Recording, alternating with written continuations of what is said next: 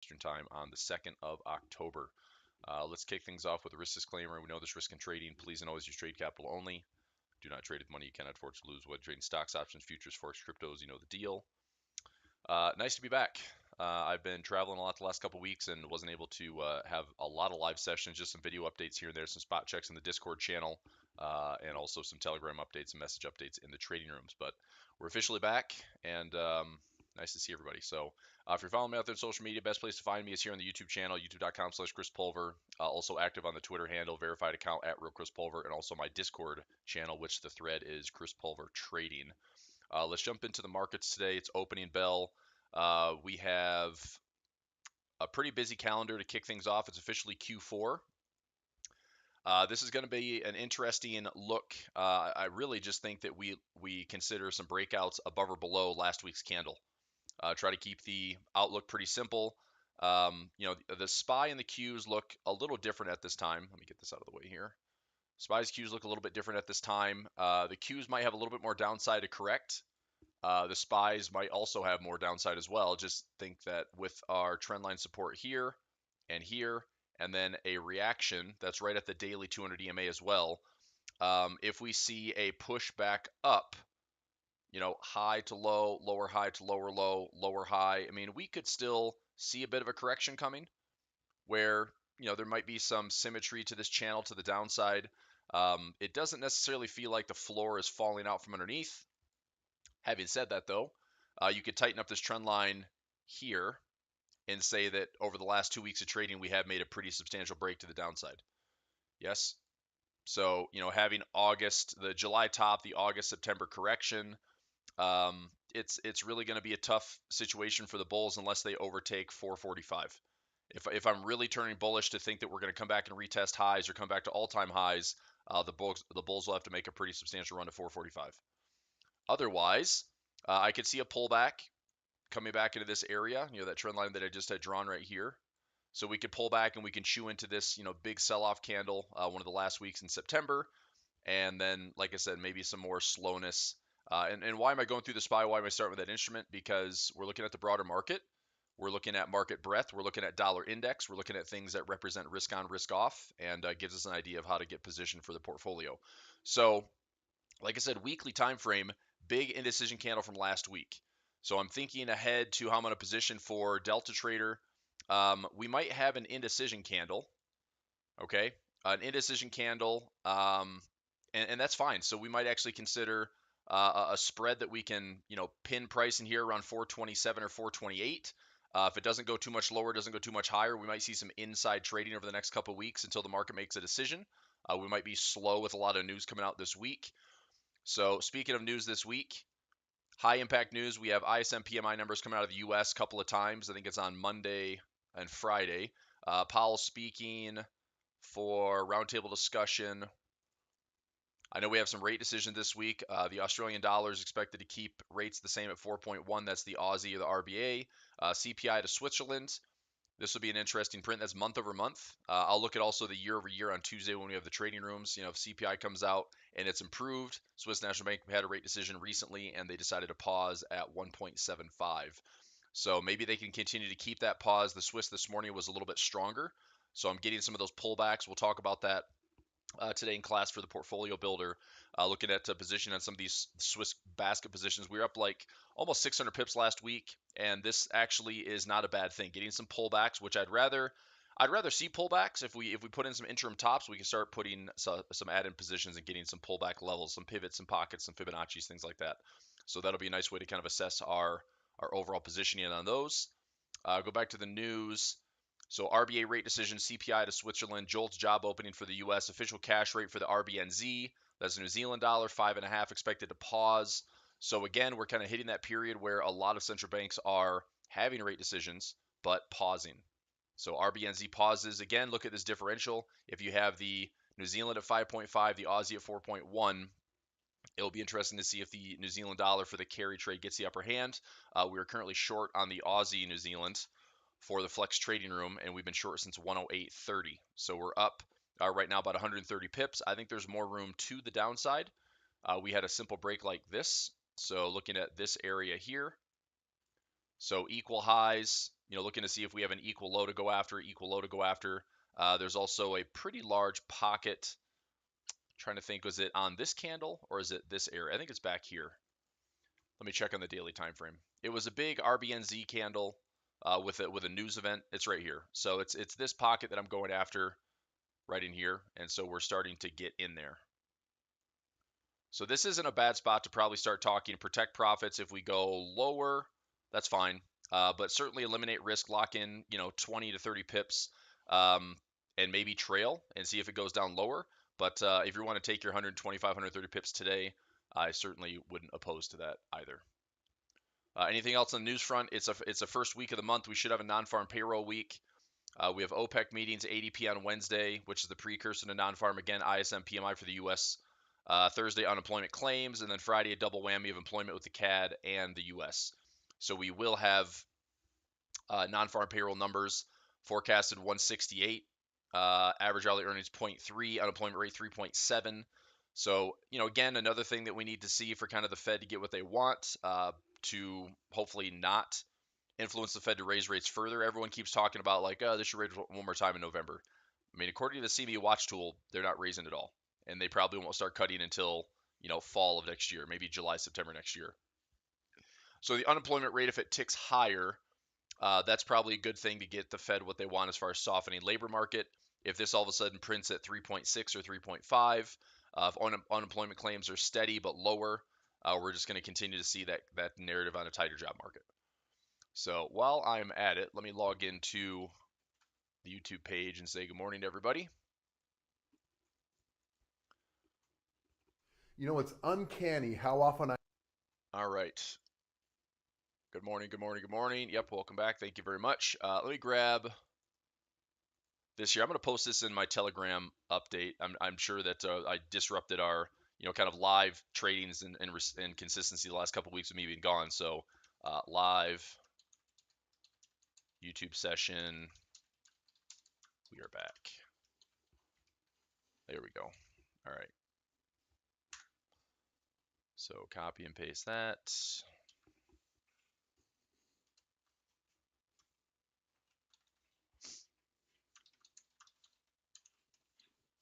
Live YouTube session. We are back. There we go. There we go. And there we go. Okay. So we should see some more numbers pouring in. Good morning, Chris. Good morning, David. Jacob. Good morning, Andrew, Alex, and Donna. Good morning. Nice to see everybody. Thank you. Thank you.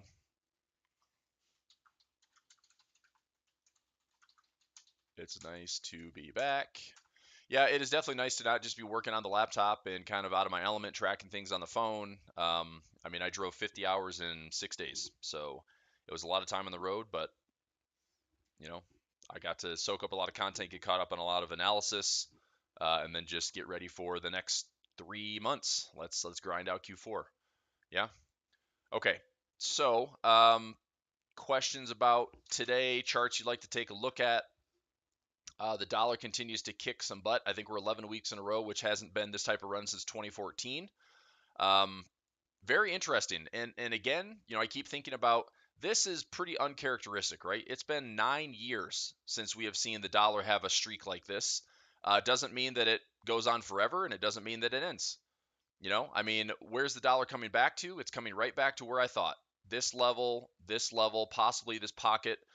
I could see the dollar fading on the right side of this trend line. So when the dollar starts to break over here, I think we look for, if you want to try to time risk on, again, my opinion, if you want to time risk on for at least a couple of weeks or a couple of months, we need to see the dollar give us a topping pattern and a break of this trend line. Right now, every dollar pullback is being bought. I mean, I think this is going to be 12 straight weeks of green. 1, 2, 3, 4, 5, 6, 7, 8, 9, 10, 11. Yeah, this is 12 weeks. So could we continue? Yeah, we can. Could we have a big topping candle on the week because of non-farm payroll on Friday and have it a noisy news week? Yep. So it would make sense, technically that we've had a run. We put in a bit of a top on the dollar. Maybe there's some type of evening star, maybe some type of candlestick pattern on the smaller time frames, maybe some type of price pattern. And if we're going to see a rally for Q4, any resiliency and risk appetite, it's going to have to come with most likely a weaker dollar. That correlation has been pretty strong. I mean, think about this. This is July 17th. Okay, I just want you to note the bottom in the dollar right here, and I want you to note the top in the stock market. So this recent high in the stock market right there, that top, this is a weekly chart, by the way, July 24th. So when we put in a bottom in the dollar, we put in a top over that same week period on the indexes, right? There's the Qs with the top in late July or the SPY, I mean, and there's the Qs right there, same thing. Put in the top that same time. There's July 17th, that same week as the dollar bottom, and it took a couple of weeks to put in the top here, but same thing in corrective territory. Daily chart, dollar index, daily chart Qs. One thing I was watching here, the SPY did hit the 200 EMA, the Qs have not. So something like this for tech, I mean, tech seems to be holding up better, and it's not just tech, it's large mega cap tech. It's not just tech, it's not all tech. Okay, one thing we take a quick look at is market breadth. Let's go to FinViz. Let's see how many stocks percentage-wise are under the 50 EMA or under the 50 simple moving average and also under the 200. Right now we have 80% of the market. There's almost 7,000 stocks. Okay, 80% of them below the 50 moving average. Okay, 66% of them under the 200. Market breadth-wise, we are in a sell zone for sure. Okay, so what does that'll translate to? Well, any resiliency in the index, if the SPY goes up, the Qs goes up. I'm watching this to see, is it everything or is it just the selective, Magnificent 7 or Enormous 8? When we're starting to see rallies, it's like Microsoft gets green, Apple gets green, Google gets green, Amazon green, Tesla's green. I'm trying to think. You've got your Nvidia's green, right? I mean, that's 1, 2, 3, 4, 5, 6 right there. I'm trying to think what I'm missing. Where's Amazon? Amazon's in there. I'm missing something, unless two of them are Google. But you get what I'm saying? Like there's 7 to 8 stocks that are carrying the entire broader market, and that is definitely a cause for concern. It seems to be like the easy choice of like where to put money as far as allocation, but if I have ownership in the Mag 7 or Enormous 8, I want some put protection. I want some insurance to the downside. A way to hedge the portfolio is also being long the VIX, which hasn't really moved a ton. The VIX has moved some, but we're not above 18.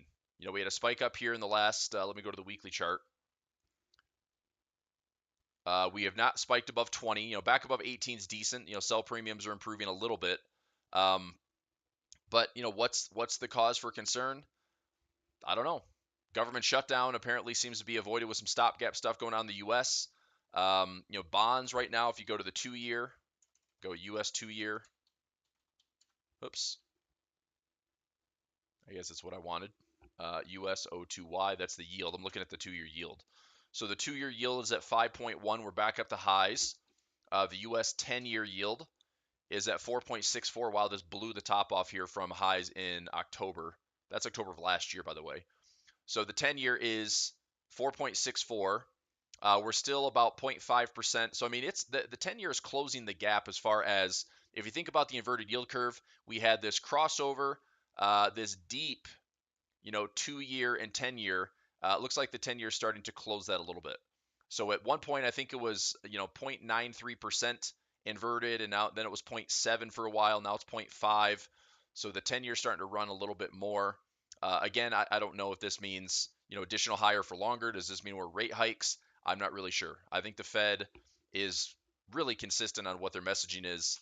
The watch tool, like I said, is looking at no rate hike in November.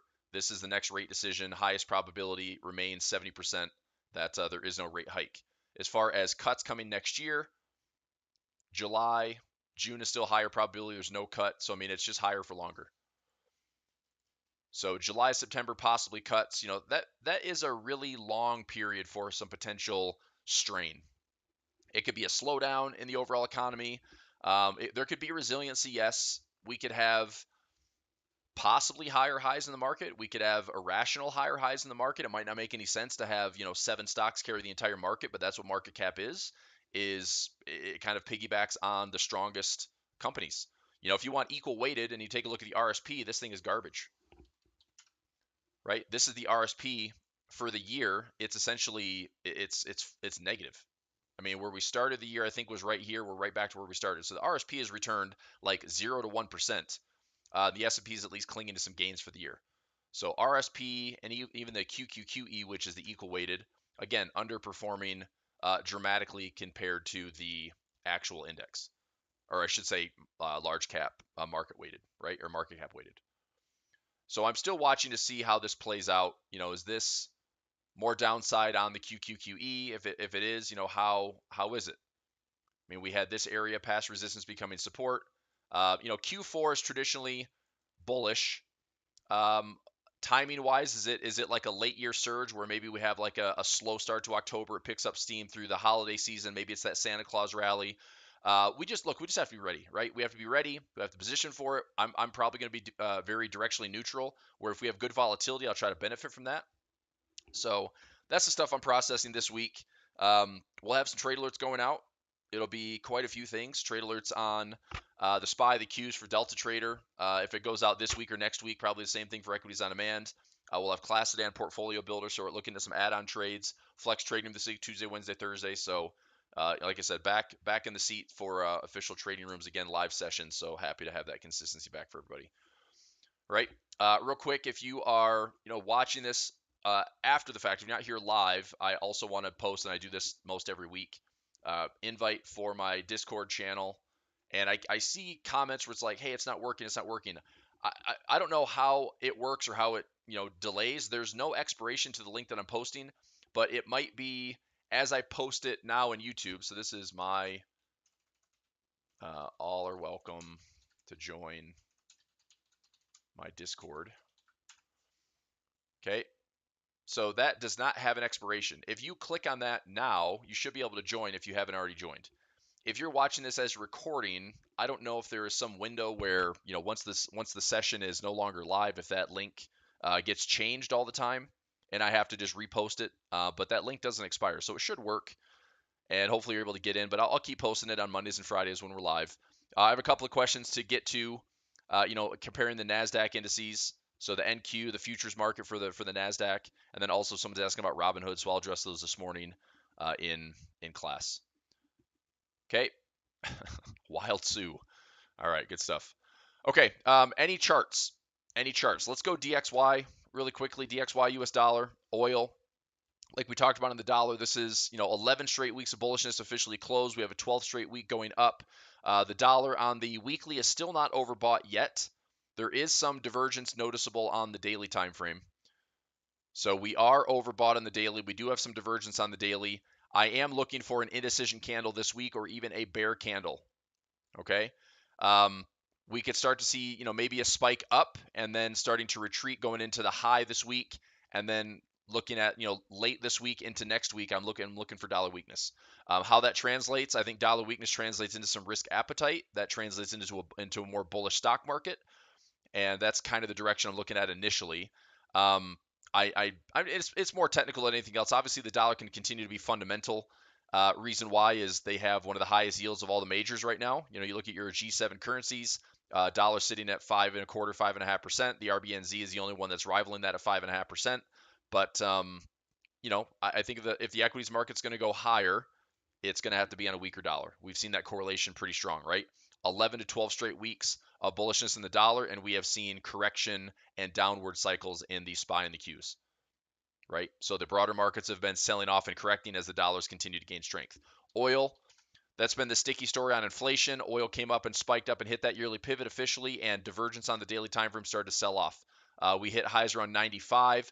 I still think oil looks good, but I think in the short term, near term, oil is likely going to continue to correct a little bit. How far? Probably something like this. Look for trendline support to start. That's right around $87 to $86. If it pulls back any deeper than that, we do have some pockets in here around this $82 to $85 area. So there's still some bullishness waiting for oil, but I think a buy the dip and wait is probably good. If you're a bull, I would wait for these pullback levels, like I said, between I'd say 82.50 and 87.50, willing to kind of position for some confirmation there. If all of a sudden it just starts to crater to the downside, I would look to see fundamentally why. Is there a supply change coming out of OPEC and OPEC Plus? We have meetings this week. We'll find out what the narrative is, or is it just time for a correction? Broader commodities. How are they doing versus the dollar? We'll see. Gold and silver. I had a chart on this morning on gold. Gold is down a lot, and we have been trying to figure out what gold wants to do. I just have not been bullish on gold. And I'm glad because once we, came back to this level, we were looking to sell resistance, Same type of thing here. Just came back for a lower high. Big breakout here in the last week on gold. So 1834, 1840. I said that was potentially an area that I'm interested in buying. I think the deeper level would be I am like with my eyes closed, I would buy gold down here. If we come down to 1700 or 1650, I'm buying gold like crazy. So if you're interested in this spot in the short term, we might have a spike on gold that comes back to retest. That would be a short-term trade, in my opinion, not so much a long-term trade. If you want long-term gold, you got to look at something like that. We've got to, put in a bottom in here, look for some price patterns, look for some very strong support, and then start to see if gold can get those legs back at 1830. Otherwise, I mean, this has the potential pressure for a bear flag because it's such a sharp sell-off. Bear flag, pause in here. If it break further down, then yeah, gold is unraveling back to, probably 1700. So longer term gold, wait for some better confirmation if you want to be really bullish on it. I wouldn't really be bullish until we get back above 1900. Otherwise, it's bearish on gold. Silver selling off as well. I had to I was assigned some SLV shares and I'm dumping those for right now. I'm not taking additional assignment. I will, however, look at further levels. If we hit 18 on gold or silver or hit to 14, then I will load back up on silver related stocks. Most likely SLV will be the easiest way to trade it. Bitcoin had a chart alarm go off at 28. We had a big push to the upside in 28. Still doesn't mean the bulls are in control. We just came back to that pocket. We're on the right hand side of the trend line. If this is, let's say that Bitcoin hits right here and pauses, more indecision. If it breaks back down, I still think it's range bound. We have a pretty tight range right here between like 31,000 and around 26,000 or so, 25,000. So just watching, but I had a chart alarm that hasn't activated in almost a month, and so I finally had that go off this morning. So let's see if that's translating into some BITO. BITO is up to 1458. That's not too bad.